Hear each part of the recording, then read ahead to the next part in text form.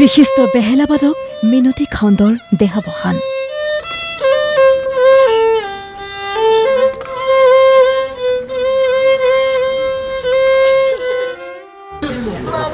দেওবাৰে সন্ধিয়া মহানগৰীৰ ডাউনটাউন হাস্পতালত শিল্পীগৰাকীয়ে শেষ নিশ্বাস ত্যাগ কৰে।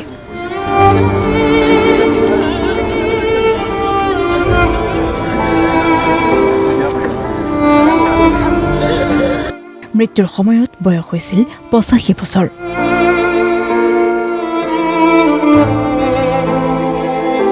যোৱা 9 ডিচেম্বৰৰ পৰা চিকিৎসাধীন হৈ আছিল শিল্পীগৰাকী।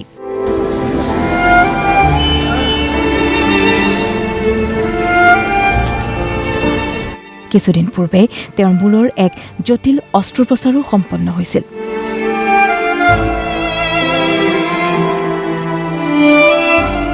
চিকিৎসকৰ আপ্ৰাণ চেষ্টাৰ পিছতো অৱশেষত চকু মুদিলে শিল্পীগৰাকীয়ে। এৰি থৈ গ'ল পুত্ৰ পবিত্ৰৰাম খাউণ্ড আৰু কন্যা সুনীতা খাউণ্ডক।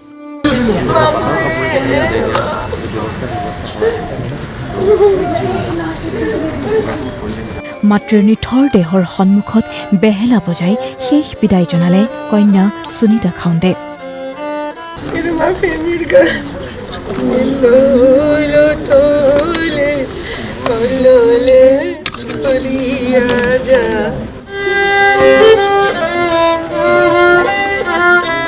উল্লেখ্য যে মাতৃৰ হাতত ধৰি বেহেলা বজাবলৈ শিকিছিল সুনীতা খাউণ্ডে।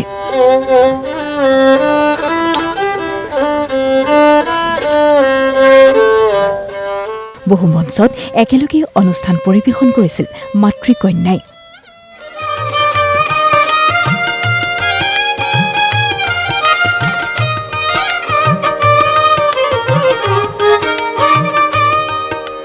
খবৰ পাই মাতৃক শেষ দৰ্শনৰ বাবে মুম্বাইৰ পৰা দৌৰি আহিল শিল্পীগৰাকী।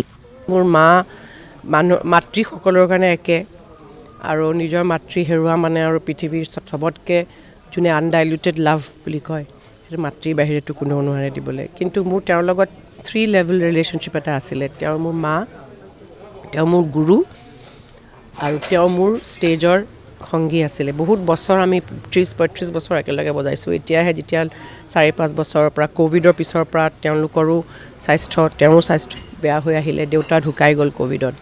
সেইকাৰণে মোৰ কাৰণে এতিয়া এটা multi level loss.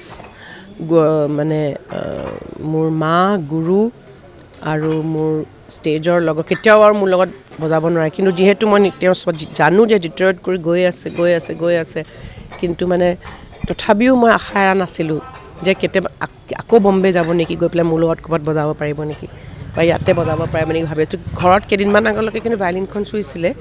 Space maker লগোৱাৰ পিছত মই বহুতখিনি ভাল পাইছিলে। 8 বছৰ বয়সতে গুৰু ইন্দ্ৰেশ্বৰ শৰ্মাৰ পৰা বেহেলাৰ দীক্ষা লৈছিল মিনতী খাউণ্ডে।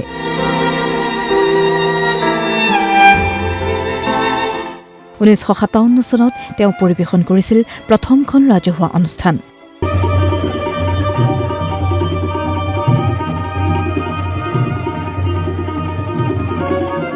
সুদীৰ্ঘ 50 বছৰ ধৰি সংগীতৰ জগতখনৰ সৈতে জড়িত আছিল মিনতী খাউণ্ড। দেশ বিদেশৰ বিভিন্ন মঞ্চত বেহেলা পৰিৱেশন কৰি লাভ কৰিছিল ভূয়সী প্ৰশংসা। 2005 চনত নৰ্থ ইষ্ট ফাউণ্ডেশ্যনে প্ৰদান কৰিছিল সংগীত জ্যোতি সন্মান। 2007 চনত লাভ কৰিছিল অসম চৰকাৰৰ শিল্পী বঁটা। 2022 চনত সংগীত নাটক অমৃত বঁটাও লাভ কৰিছিল মিনতী খাউণ্ডে।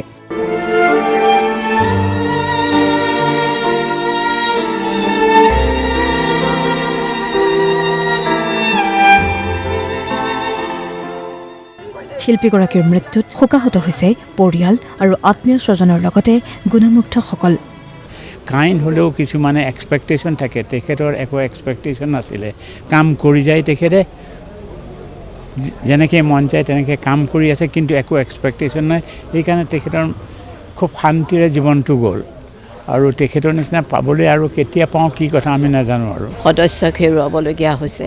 সৰুৰে পৰা আমি খুব মানে আপোনাৰ আন্তৰিকতাৰে আমাক খুব মৰম কৰিছিল, গোটেই পৰিয়ালটোক একতাৰে বান্ধি ৰাখিছিল মামী।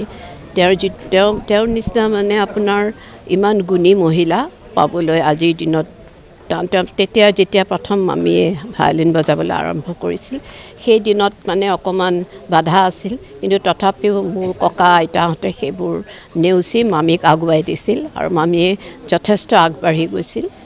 আৰু আজি আমি মামীক হেৰুৱাই পেলাই খুব মৰ্মাহত হৈছোঁ। সোমবাৰে দুপৰীয়া হাস্পতালৰ পৰা শিল্পীগৰাকীৰ নশ্বৰ দেহ হাতীগাঁৱৰ বাসগৃহলৈ অনা হয়। তাতে বিভিন্নজনে তেওঁক সেই শ্ৰদ্ধা জ্ঞাপন কৰে।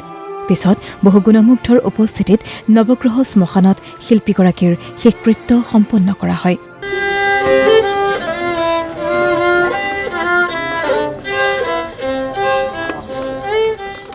ব্যুৰো ৰিপৰ্ট, প্ৰতিদিন টাইম।